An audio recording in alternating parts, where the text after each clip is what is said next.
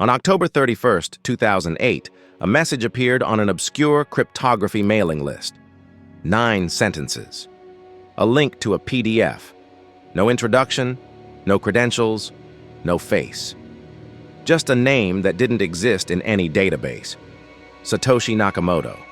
The document proposed something governments and computer scientists had declared impossible for decades, a currency that required no bank, no authority, no trust. Within 2 years, Satoshi would vanish completely. Within 15, that idea would be worth over $1 trillion. And to this day, no one knows who created it. This isn't a mystery in the traditional sense. There's no missing persons report, no crime scene. But there is a fortune. Bitcoin wallets belonging to Satoshi containing roughly 1 million coins. At today's prices, that's over $40 billion, untouched since 2010. Frozen in the blockchain like a digital pharaoh's tomb. And there's a question that has obsessed journalists, intelligence agencies, and amateur detectives for nearly 2 decades. Who has the discipline to create something this valuable and never claim it? Let's start with what we know for certain.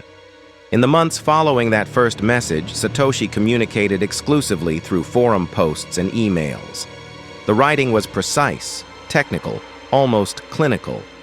Bitcoin's white paper, a mere 9 pages, laid out a system where transactions would be verified not by banks, but by a distributed network of computers solving complex mathematical puzzles.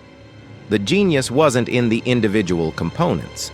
Digital signatures had existed since the 1970s. Cryptographic hashing was standard. What Satoshi did was combine them in a way that solved the double spending problem. The reason digital money had always failed. How do you prevent someone from copying a file and spending the same dollar twice? Satoshi's answer was the blockchain, a public ledger where every transaction is recorded, time-stamped, and verified by the entire network.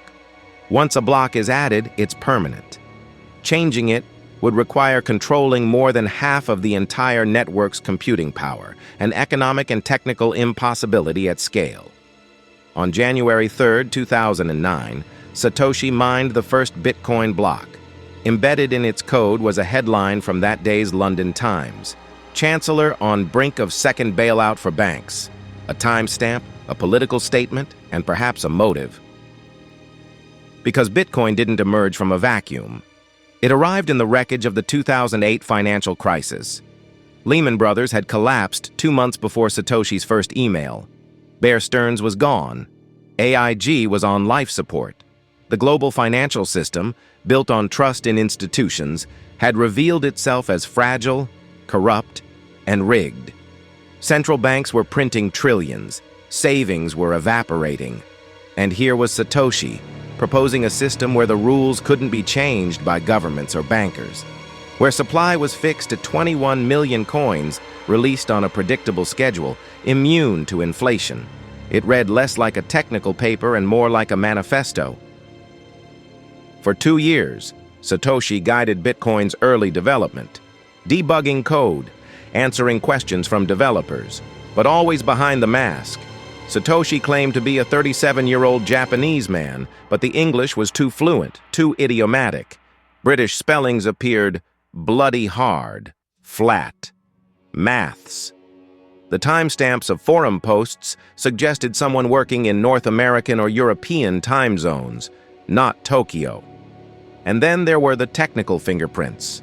Satoshi's code was elegant but unconventional, suggesting a self-taught programmer, possibly someone older who'd learned on earlier systems. By April 2011, Satoshi sent a final email to a fellow developer. "I've moved on to other things," and that was it. No farewell post, no grand revelation, just silence. The theories began immediately.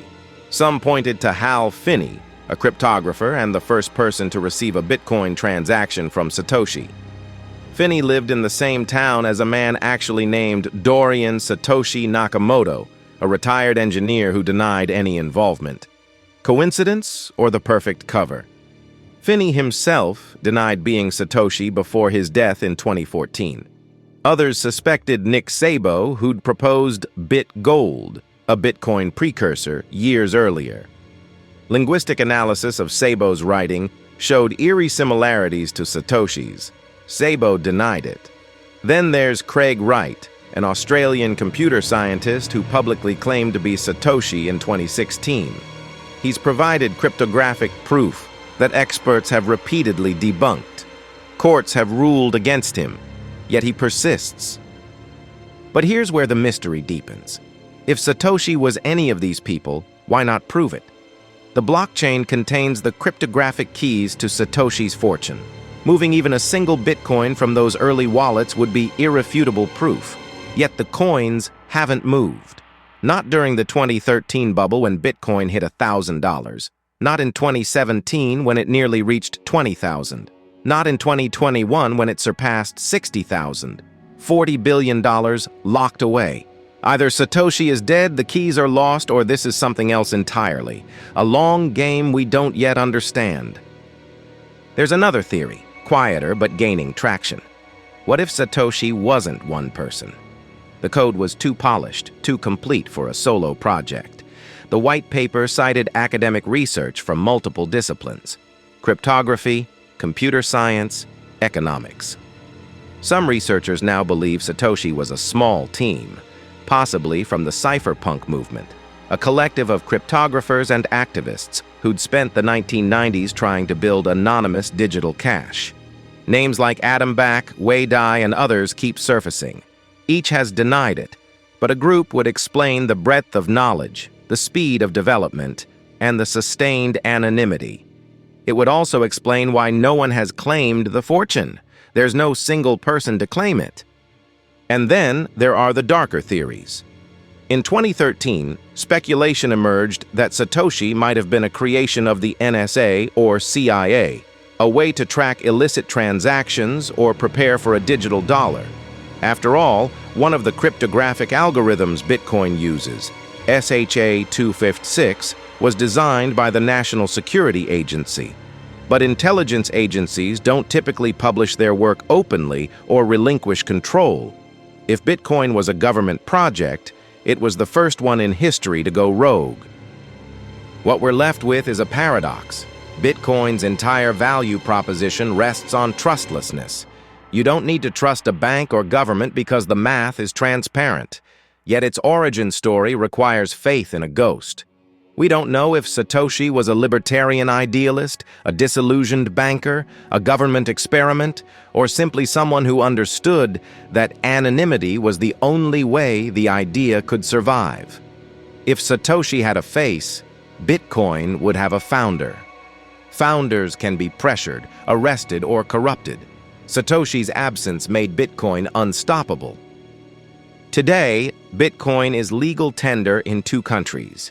It's held by corporations, governments, and pension funds. It's been declared dead over 400 times and keeps coming back.